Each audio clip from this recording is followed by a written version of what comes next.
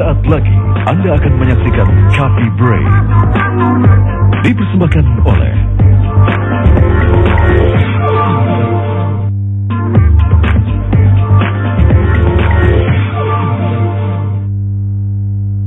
Pemirsa, kita kembali lagi di Coffee Break dengan perbincangan yang ini juga akan menjadi sebuah informasi yang menginspirasi pemirsa juga. Ya, pastinya sekarang lagi hangat dibicarakan mengenai kenaikan harga BBM ini ya, yang pastinya akan mempengaruhi ekonomi semuanya, dan juga akan mempengaruhi juga nih ekonomi menengah ke bawah ya kan, karena akan mendapatkan kompensasi dari kenaikan harga BBM. Kompensasi kenaikan harga BBM ini diharapkan bisa efektif dan tepat sasaran. Kira-kira seperti apa? Kita sudah kehadiran narasumber kita, yaitu Pak Bambang Widianto selaku Sekretaris Eksekutif Tim Nasional Percepatan Penanggulangan Kemiskinan. Selamat siang Pak. Apa kabar Pak Bambang? Juga sudah ada Bapak Andi Zezulung selaku Dirjen Perlindungan dan Jaminan Sosial Kementerian Sosial. Selamat siang Pak ya. Selamat siang. Ya.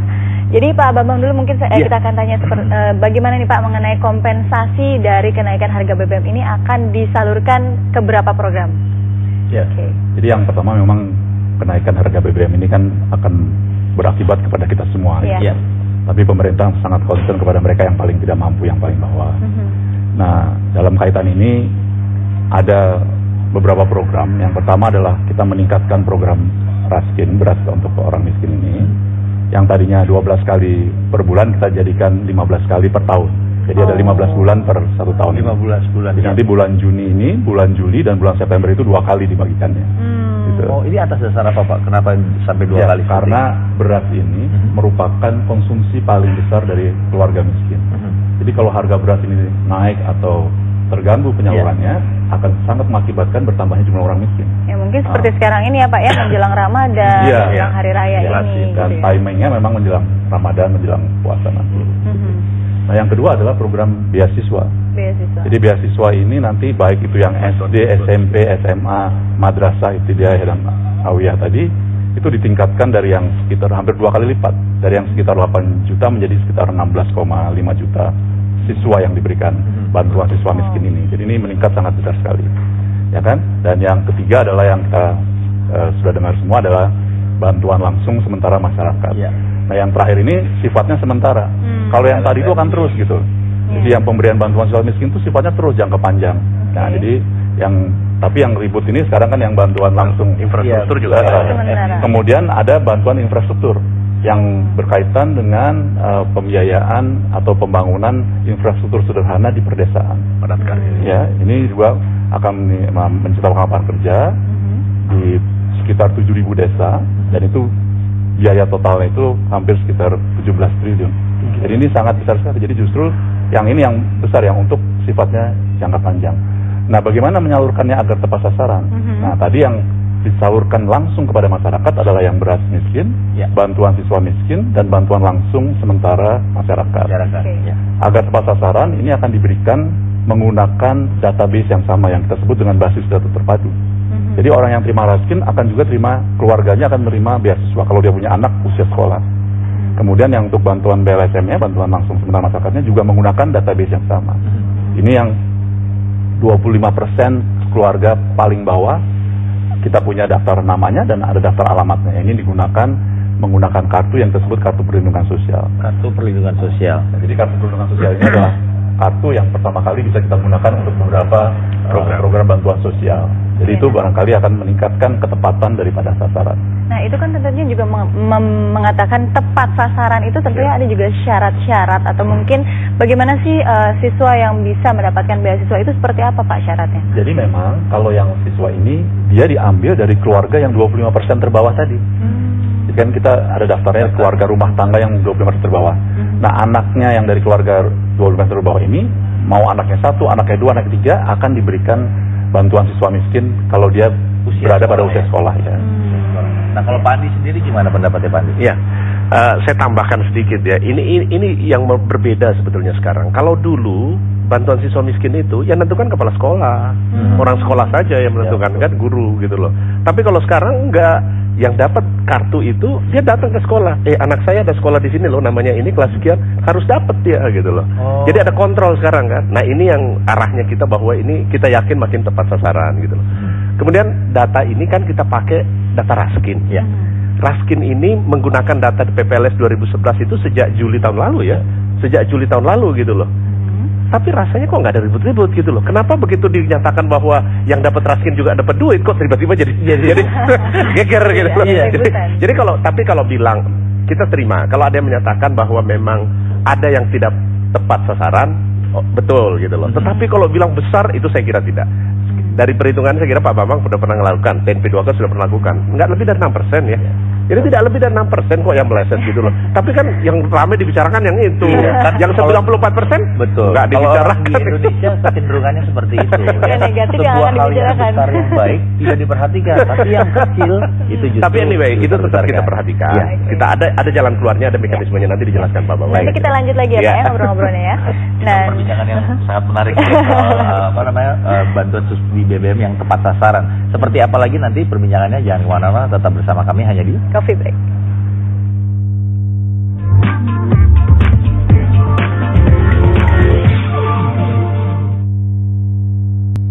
Ya, kita masih membuka line telepon di 2994 1184 untuk menerima penelpon yang ingin mungkin mau berbicara langsung dengan Pak Bambang. Mungkin juga mau berkonsultasi bersama Pak Bambang dan Pak Andi dan mendapatkan penjelasan lebih konkret lagi kayak apa. Mengenai kompensasi BBM. Silakan di 2994 1184. Oke, Pak Bambang mungkin kisruh mengenai tepat sasaran atau tidaknya ini juga dilakukan dengan beberapa kementerian juga ya Pak ya, yang terkait. Nah ini kira-kira tim PNP2K dengan siapa saja nih yang kalau berkaitan dengan KPS sendiri, kartu adalah dengan Kementerian Sosial dan kami sendiri gitu. Kalau Raskin juga Kementerian Sosial, PKH dan DLSM ini memang semuanya di Kementerian Sosial. Kalau bantuan siswa miskin terkait dengan Kementerian Pendidikan dan Kebudayaan. Jadi itu sudah memang benar-benar sudah terdaftar ya Pak ya siswa-siswa itu ya. Infrastruktur dengan Kementerian PU. Ya. Tadi Pak Andi sempat cerita sama kita soal pembagian kartu-kartu ya, yang untuk warga-warga miskin. Nah, ini kalau saya tidak semuanya bisa terbagi dengan baik, ini karena kendala apa sih sebenarnya Pak? Jadi gini, sebetulnya kalau ada bermacam-macam ya keluhan. Pertama kalau dia keluhan itu ada yang datang ke saya, Pak, saya kok tidak terima kartu. Saya tanya balik, Ibu terima Raskin apa tidak? Raskin yang asli ya, Raskin palsu ada loh. Ada. Raskin palsu itu gini ceritanya. Tetangganya tidak dapat, tapi karena keputusan musyawarah RT RW, tetangga dibagiin. Nah ini Raskin palsu kalau menurut kami. Nah, yang asli itu dia gitu loh. Dia yang terdaftar. Kalau dia memang penerima Raskin asli pasti dapat kartu. Karena datanya sama. Intinya itu. Nah, kalau sudah dapat kartu berarti sudah bisa dapat BLSM. Kan gitu lanjutannya, gitu loh. Jadi kartu ini dari awal sebetulnya 2000 itu udah dipakai untuk Raskin gitu loh. Nah kemudian kok jadi uang kok tiba-tiba jadi ribut. Nah ini padahal kan dikasih kartu sama saja datanya, nggak ada yang berubah sebetulnya. Saya tertarik justru dengan Raskin palsu ini Pak. Karena kan mungkin RT RW setempat mungkin menganggap dia ini patut untuk mendapatkan Raskin itu gitu. Betul. Ya ini memang yang tadi saya lanjutkan lagi, berarti ada yang gitu. Ada juga yang memang tidak terima Raskin, tapi minta kartu. Nah ini persoalannya lain lagi. Ini belum bisa diselesaikan kita sekarang karena jumlah kartu sudah terbatas, jumlah uang sudah diputuskan oleh DPR segitu-itunya. Kemudian ada juga yang bertanya, loh saya dulu dapat BLT, sekarang kok nggak dapat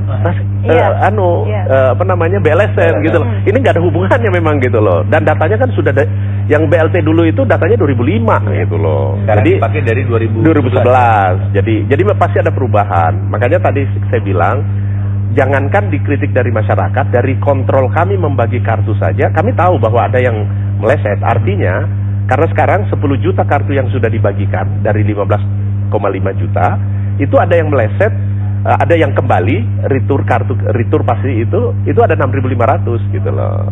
Jadi memang pasti ada. Kenapa? Karena 2011 sampai sekarang kan pasti ada perubahan. Ada orang yang pindah, ada orang yang meninggal, ada lagi tidak tinggal di situ lagi gitu loh. Dan yang pindah ini tanpa lapor, itu memang ini jadi masalah menurut saya. Karena dia pindah di sini berarti kartunya kembali. Tapi dia di sana protes bahwa dia tidak dapat gitu loh. Nah. Di Kampung Baru kan otomatis kan? Otomatis sebenarnya dia harus melaporkan juga bahwa harusnya dia di sini gitu. Iya. Tapi boleh saya tambahkan, tapi kartu ini kan basisnya rumah tangga. Jadi kalau yang pindah hanya individunya itu barangkali harus diverifikasi lagi apakah dia karena ini basisnya kan rumah tangga, kan nggak seluruh rumah tangganya pindah. Jadi ini yang barangkali perlu dijelaskan juga. Ini sudah ada penelpon Pak dari Pak Wasis dari Wonogiri. Halo, selamat siang. Selamat siang Pak Wasis. Halo Pak Wasis. Iya. Silakan pertanyaannya Pak Wasis. Iya, Pak. Saya dulu itu baru pindah dari Cilegon kira-kira tahun 2011. Iya. Iya. Dan saya di Cilegon itu terdata sebagai RTS, Pak. Iya, warga Cilegon, Kelurahan Ramanuju. Ya. Selanjutnya Pak. Kecamatan Purwakarta. Iya. Iya, tapi apakah di sini saya kan warga baru, Pak? Rupanya saya nggak terdata gitu. Oh, tidak terdata ya sebagai RTS. Jadi saya nggak menerima KPS, Pak. Ya. Baik. Terima kasih Pak Wasis. Terima kasih. Mungkin kasus sama ya Pak ya. Apa yang harus dilakukan oleh beliau? Pak Bambang gimana? Jadi memang yang pertama Pak, nanti kalau Bapak pindah dengan kondisi yang boleh dikata miskin atau rentan itu, Bapak mungkin silakan melaporkan kepada kepala desa atau lurah setempat di sana. Nanti di sana ada musyawarah desa atau musyawarah kelurahan yang bisa memecahkan atau bisa mencari jalan keluar, karena memang ini jalan keluarnya ada di tingkat musyawarah desa dan musyawarah kelurahan. Oh gitu. Tidak ada semacam call center atau apa yang bisa? Ada. Call center ada juga, tapi kalau menetapkan, karena ini kan jumlah kartunya udah terbatas. Iya. Jadi kalau nanti ada yang masuk harus ada yang keluar sejumlah sama yang keluar. Ya. Nah ini yang biasanya diselesaikan di tingkat musyawarah desa dan musyawarah kelurahan. Biasanya seperti apa tuh Pak solusinya? Nah, ya itu dia. Dan biasanya nanti akan ada beberapa orang yang tadi seperti yang pertama adalah orang-orang yang kartunya namanya nggak ketemu, retur. Nanti ada orang-orang juga yang menyerahkan. Kemarin itu di Jogja ada beberapa yang menyerahkan karena mereka merasa saya nggak perlu kartu ini, saya lebih mampu dari yang lain. Jakarta Timur juga. Kesadaran dari masyarakat. Kesadaran dari masyarakat. Jadi kesadaran ini juga tinggi. Ada beberapa daerah itu mengembalikan namanya. Nah, nanti dari nama ini kita kumpulkan semua. Nanti diputuskan di musyawarah desa siapa menjadi penggantinya. Yang ini ada berita acaranya dan segala macam. Yang penting dilaporkan dulu Pak Wasis ya ke Kelurahan Pesatempat. Nah, sekarang ada Pak Iskandar dari Palembang. Pak Iskandar silakan, selamat siang. Ya, Pak Iskandar baru saja menutup teleponnya. Nanti kita lanjutkan. Jadi kalau misalnya balik lagi mengenai call center itu di nomor berapa Pak mungkin? Kalau kita pengaduan itu bisa kita lakukan melalui lapor UKP 4 itu 1708. 17 SMS-nya 1708. 1708 ya, SMS ya. Itu pasti dijawab. 1708 pasti dijawab ya. Baik, kita nanti akan kembali lagi. Nah, pemirsa, 1708 adalah SMS untuk memberikan pengaduan. Ya, pasti dijawab kata Pak Andi. Jangan kemana-mana, kita akan kembali lagi hanya di Coffee Break.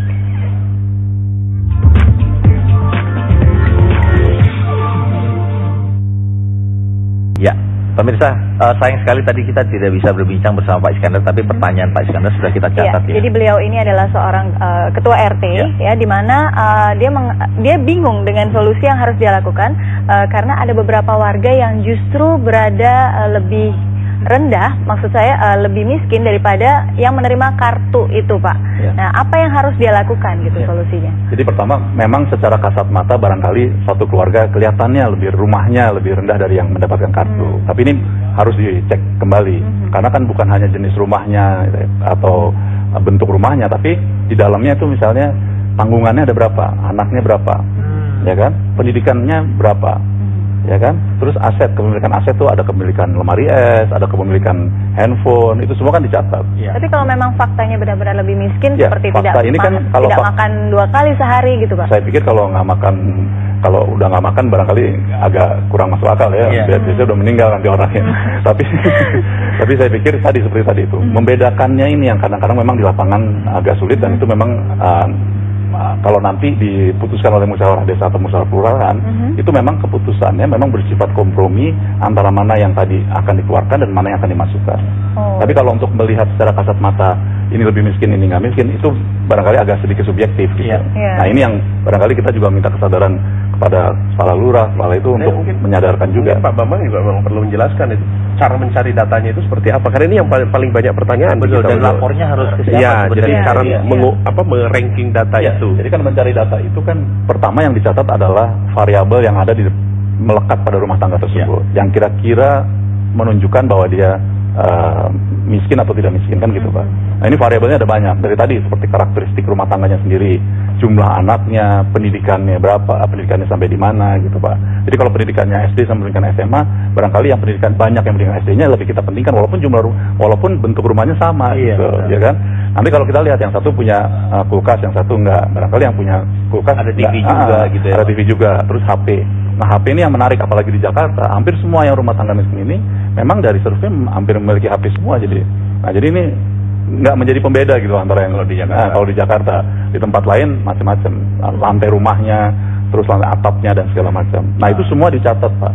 Nah semua dicatat ini dan kemudian diberikan urut-urutan di ranking sehingga kita bisa tahu mana yang ada di bawah garis kemiskinan, mana yang tidak, yang ada di atas garis kemiskinan. Tapi kita potong memang di 25%. 25%. Sementara garis kemiskinan kita kan 11,66%. Jadi sebetulnya udah 2 kali dari garis kemiskinan. Tapi ini memang di lapangan agak sulit karena memang di atas 25% sedikit-sedikit tuh juga masih masuk. Dari luar tampaknya sama gitu. Nah makanya itu untuk melihat itu memang harus melihat ke dalam lagi Pak. Tadi itu pendidikan anaknya, jumlahnya, asetnya dan sebagainya. Nah ini sudah ada penelpon juga Harsha dari Manado, Pak Theo yang melaporkan bahwa di Manado itu yang menjadi penerima bantuan langsung sementara ini adalah orang-orang yang mampu justru terlihat dari rumahnya dan gaya hidupnya. Nah ini bagaimana Pak? Kalau misalnya dia kelihatannya sudah jelas-jelas kaya ya, barangkali kami himbau juga untuk Bapak Ibu yang merasa benar-benar jauh di atas mereka yang miskin itu, harap mengembalikan kartunya kepada kepala desa atau kepada lurah setempat. Jadi ini nanti kartu ini bisa digunakan untuk masyarakat yang jauh lebih miskin. Betul ya. Jadi nanti kartunya diganti. Harus ada. Tadi di Jogja ini ada yang mengembalikan Pak. Jadi mohon kesadarannya juga untuk mereka bagi yang merasa mampu untuk mengembalikan kartu kepada kepala desa atau kepada lurah untuk digantikan dengan mereka yang lebih miskin. Nah, ini wujud seperti apa sih kok Pak sampai ada yang dengan sadar diri mengembalikan kartunya nih sebenarnya Pak? Jadi Andi, sebetulnya memang inilah salah satu program Kementerian Sosial juga, kita mendorong masyarakat ini supaya kesetiakawanan nasional ini, kesetiakawanan sosial nasional ini betul-betul ditingkatkan gitu. Artinya mereka ada rasa empati dengan tetangganya. Karena seperti yang disebutkan Pak Bambang tadi, dia membandingkan dirinya itu jangan dengan kampung lain gitu loh, tetapi dengan sekitarnya gitu loh. Dia kalau dengan kampung lain mungkin dia lebih miskin gitu loh, tetapi kalau dengan sekitarnya dia lebih kaya dari sekitarnya. Kalau memang ada persoalan ini nggak cukup kartu, mestinya dia mendahulukan saudara-saudaranya. Tapi ya kadang-kadang gitu lagi, ini untuk menghimbau begitu kenyataannya ada gitu loh, walaupun bahwa memang tidak bisa law enforce ya seperti hukum. Tetapi dengan Undang-Undang Nomor 13 Tahun 2012 tentang penanggulangan fakir miskin itu ada hukumannya sekarang kalau orang mengaku miskin. Gitu loh. Jadi gitu sekarang sudah hati-hati, sudah nggak bisa lagi seperti dulu gitu seenaknya sekarang gitu. Sekarang sudah ada undang-undangnya. Apakah bisa masyarakat sekitar yang mungkin melihat seperti di Manado itu bisa melaporkan ke SMS pengaduan itu bisa? Bisa. Jadi gini, kalau misalnya kan pertanyaannya, kalau misalnya udah dibayar gimana gitu loh terlanjur. Kalau terlanjur sudah dibayar dan laporannya itu betul masuk dan kita nanti verifikasi bahwa betul-betul di situ dia sebetulnya mampu. Apakah kemarin ada kasus katanya di Bandung itu dia malah ada konveksi gitu loh, dia juga terima kartu gitu loh. Nah kalau hal-hal yang seperti ini, itu pembayaran keduanya pasti kita stop. Kan masih ada September nanti ya, September. Dan mungkin saya tambahkan sedikit tadi, kartu itu nggak bisa dibagikan ke tetangga terus tetangga pergi ngambil gitu loh. Artinya udahlah kamu aja karena saya lebih ini, nggak boleh langsung begitu. Nggak boleh. Karena kartu harus diganti. Dia kan harus tepat namanya, harus ada laporan. Dan nah, ini kalau penggantian sampai dicetak lagi kartunya, proses lagi. Iya. Butuh waktu lagi ya Pak. Iya. Nah, ini ada penelpon Pak Karta dari Magelang. Halo Pak Karta, selamat siang. Selamat siang Pak. Ya. Silakan pertanyaannya yang singkat Pak. Ini mau bertanya Pak. Kok kalau setiap ada bantuan gitu, sepertinya setiap desa itu dijatah gitu Pak. Dijatah. Maksudnya dijatah seperti apa Pak? Ya momennya kayak keluarga harapan itu, momennya ada 10. Satu dusun cuma jatah yang dapat cuma 5 gitu. Oke. Dan ini jadi sudah berlangsung ya Pak ya? Iya, nggak sesuai sama keadaan di lapangan. Terus orang BPS itu yang suka ke dusun-dusun terus siapa gitu loh Pak. Oke, baik. Ya, terima kasih Pak Karta pertanyaannya. Terima kasih. Baik, gimana Pak Bambang? Barangkali kalau jatah agak kurang pas ya, karena jatah seolah-olah dibataskan. Tapi ini atau kuotanya ini memang ditentukan oleh kondisi dari masyarakat atau desa setempat gitu. Kondisi kemiskinannya. Jadi kalau orang miskinnya hanya 15 orang, nggak mungkin dong dikasih 100 kan gitu, kasarnya gitu. Jadi kalau 15 ya kita kasih 15. Nah, tadi seperti saya sampaikan, di atas sedikit orang miskin. Jadi kalau 15 barangkali yang dapat nanti di sana sekitar 20. Ya itu berdasarkan survei gitu. Nah, jadi memang nggak mungkin semuanya satu kampung dapat gitu, satu desa. Baik. Sekedar himbauan di segmen terakhir ini untuk program ini gimana Pak Andi? Ya. Jadi untuk BLSM ini mohon diperhatikan bahwa kartu ini itu berlaku 2 tahun. Tapi untuk menerima BLSM-nya itu panjang waktunya sampai tanggal 2 Desember. Jadi mohon nggak usah berdesak-desakan gitu loh. Ya. Kapanpun mau diterima boleh. Dan itu memang dijadwal oleh PT Pos. PT Pos akan menjadwal kelurahan mana hari apa, itu sudah dijadwal. Kenapa? Supaya enak gitu loh, nerimanya tuh nggak perlu antri, karena kapasitas kantor pos itu sudah ditentukan. Misalnya sehari itu 1000 orang itu, jadi dia sudah tentukan. Makanya ikutilah jadwalnya itu. Kalaupun misalnya meleset tidak mengikuti jadwal itu, nggak usah khawatir. Itu jangan, ini banyak provokator nih bahwa katanya ini kalau besok nggak diambil itu hangus gitu. Ini sampai tanggal 2 gitu loh. Jadi nanti mau ngambil November nanti bisa ngambil 600 langsung gitu loh, malah nambung. Itu bisa gitu. Jadi nggak perlu inilah. Ini salah satu himbauan supaya masyarakat tidak mengalami chaos yang kita juga perlu gitu ya melihat informasi-informasi yang mana yang baik dan yang benar. Mungkin ada tambahan dari Pak Bambang? Ya, sekali lagi keputusan meningkatkan harga BBM ini kan memang keputusan yang berat bagi kita semua ya. Tapi pemerintah sangat concern bagi mereka yang paling miskin. Nah, disediakan berbagai macam program kompensasi dari bantuan siswa miskin, bantuan beras untuk orang miskin, PKH, dan juga bantuan langsung sementara masyarakat. Juga bantuan program-program infrastruktur yang sifatnya untuk memperbaiki kegiatan ekonomi di daerah tersebut. Jadi dengan harapan kita menaikkan harga BBM ini memang pahit jangka pendek, tetapi dalam jangka panjang struktur ekonomi kita akan lebih baik dan kegiatan ekonomi akan lebih meningkat lagi. Dan saya himbau juga bagi mereka yang merasa mampu barangkali untuk mengembalikan kartunya di kelurahan, di desa, sehingga bisa digunakan untuk yang lain. Mungkin untuk pengawasan juga kita bisa melakukan nge-tweet di @kominfo #subsidi BBM ya, atau di SMS pengaduan di 1708. Tadi Pak Andi sudah bilang pasti dijawab dan pasti akan didengarkan dan diperhatikan. Baik, terima kasih Pak Bambang, Pak Andi atas informasi. Nah, pemirsa, hari ini Coffee Break kita sudahi dulu ya. Kita akan ketemu lagi di Coffee Break hari Senin. Selamat beraktivitas dan selamat berakhir pekan untuk Anda.